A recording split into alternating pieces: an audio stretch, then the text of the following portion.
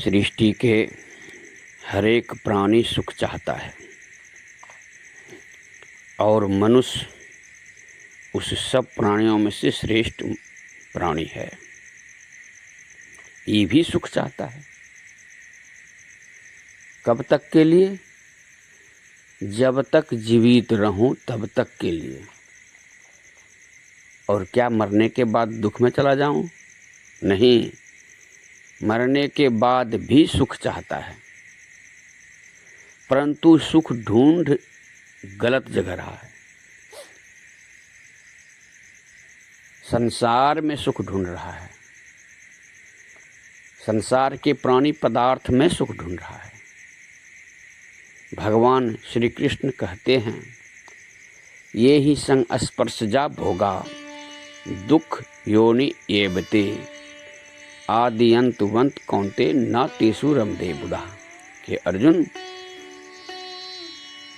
इंद्रिय और विषय के संयोग से जो सुख उत्पन्न होता है वह दुख योनि में डालता है।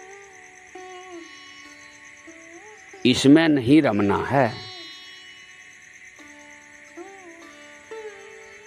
अगले श्लोक में कहते हैं, वाह्य स्पर्शेषु असक्त आत्मा विन्दत्यात्मन यत् सुखम सह ब्रह्म योग युक्तात्मा सुखम अक्षयम अश्नुते। हे अर्जुन, यह बाह्य इंद्रिय और विषयों के संयोग से जो सुख होता है, इससे अलग हो जा, अशक्त हो जा, तब आत्म सुख को जान पाओगे। और वह जानने की विधि कहते हैं, उपाय कहते हैं, सह ब्रह्म योग युक्तात्मा, ब्रह्म योग से युक्त हो जा। ब्रह्म योग क्या है? हमारे गुरु महाराज महर्षि में ही परमहंस महाराज कहते हैं, ब्रह्म ज्योति ब्रह्म नाद धार धरी आवरण सारे तोरी कर।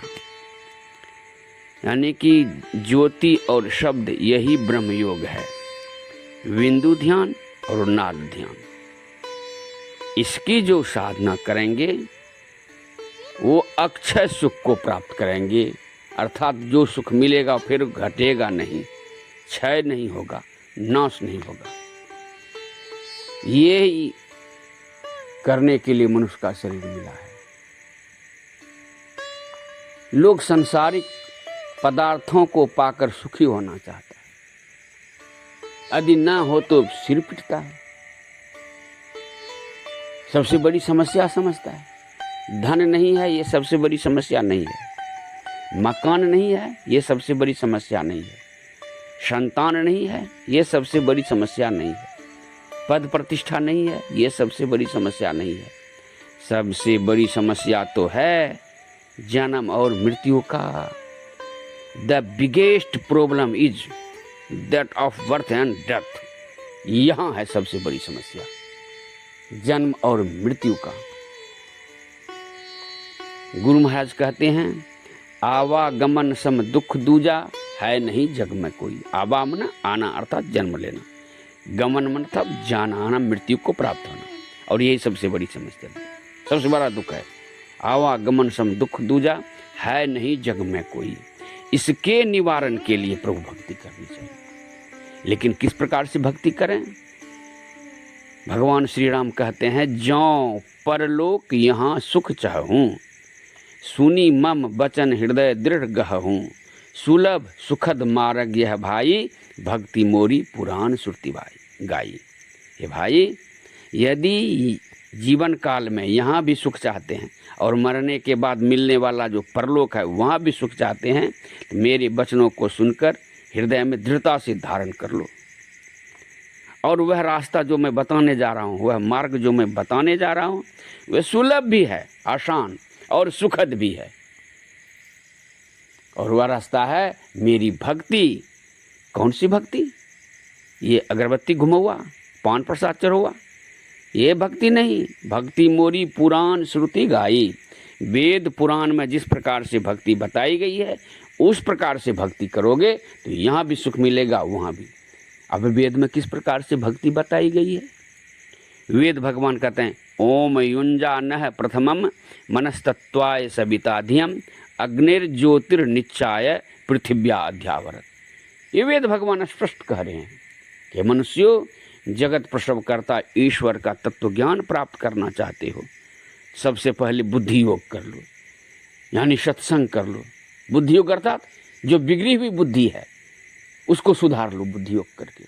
बिगड़ी हुई बुद्धि का मतलब जो करना चाहिए अच्छा काम नहीं करते और जो नहीं करना चाहिए वही कर रहा है, उसको सुधार लो सत्संग के माध्यम से। उसके बाद मानस योग करो, ये वेद भगवान कर रहे हैं। मानस योग अर्थात मानस जप तथा मानस ध्यान। और अंत में इस मंत्र में कहते हैं अग्निर्ज्योतिर्निचाय, यानी अग्नि की ज्योतियों का योग करो। अग्नि की भाषा आँखों में है, आँखों में जो देखने की शक्ति है उसको दृष्टि कहते हैं, और दोनों दृष्टि को मिलाने को युंजान कहते हैं। अग्निर्ज्योतिर्निचाय करना है, मिलाना है। ये परमात्मा की भक्ति करने की विधि वेद भगवान बताते हैं, यानी मानस जप, मानस ध्यान, दृष्टि साधन। यही तो गुरु महाराज हम भक्तों को भजन भेद में बताए हैं। ये भगवान की भक्ति करने का तरीका वेद कहते हैं। अब कहते हैं पुराण में भी जो, उपनिषद में भी जो विधि बताई गई है। उपनिषद में एक है मुंडको उपनिषद, उसमें आया है न चक्षुषा गृहते वापी न वाचा न अन्य देवस्तपस्था कर्मणा वा ज्ञान प्रसादेन विशुद्ध सत्म अस्तु तंग पश्यते निष्कलंक ध्यायमान। क्या कहते हैं? न चक्षुषा गृहते न अपि वाचा, न आँखों से ग्रहण कर सकते हैं, न वाणी से, न अन्य देवस्तपसा, न अन्य देवी देवताओं की तपस्या करके पूजा करके भक्ति करके। तब कैसे मिलेगा वह? कहा ज्ञान प्रसादेन विशुद्ध सत्म अस्तु, ज्ञान के प्रसाद से जब विशुद्ध चित्त हो जाता है, तंग पश्यते निष्कलंक ध्याय मान। पश्चिम तो प्राप्त करना, देखना, निष्कलंक ध्याय, अखंड ध्यान करके, दृढ़ ध्यानाभ्यास, गुरु महाराज वही कहते दृढ़ ध्यानाभ्यास, तब जा करके ईश्वरानुभूति होगी, ईश्वर की अनुभूति होगी। ये भगवान की भक्ति करने का तरीका वेद पुराण में है। यही भगवान श्री राम कहते हैं, जो यहाँ और परलोक में, यहाँ परलोक जाओ, परलोक यहाँ सुख जाओ, यानी 2 in 1। भक्ति करेंगे परमात्मा की और यहाँ भी सुख मिलेगा, वहाँ सुख मिलेगा। इसके अलावा संसार में कहीं सुख नहीं है। संत कबीर साहब कहते हैं तन धर सुखिया काहू न देखा, जो देखा सो दुखिया हो। यहाँ तक कभी उदय अस्त की बात कहता हूँ। उदय अर्थात ये सूर्य उदय, अस्त अर्थात सूर्यास्त नहीं। उदय अर्थात जब सृष्टि का आरंभ हुआ है और जहाँ जब तक सृष्टि का अंत होगा, इस बीच में कोई सुखी नहीं है। यदि सुख है तो ईश्वर की भक्ति में, अपने भीतर में सुख है।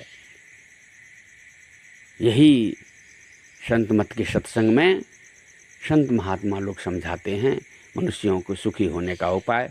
श्री सद्गुरु महाराज की जय।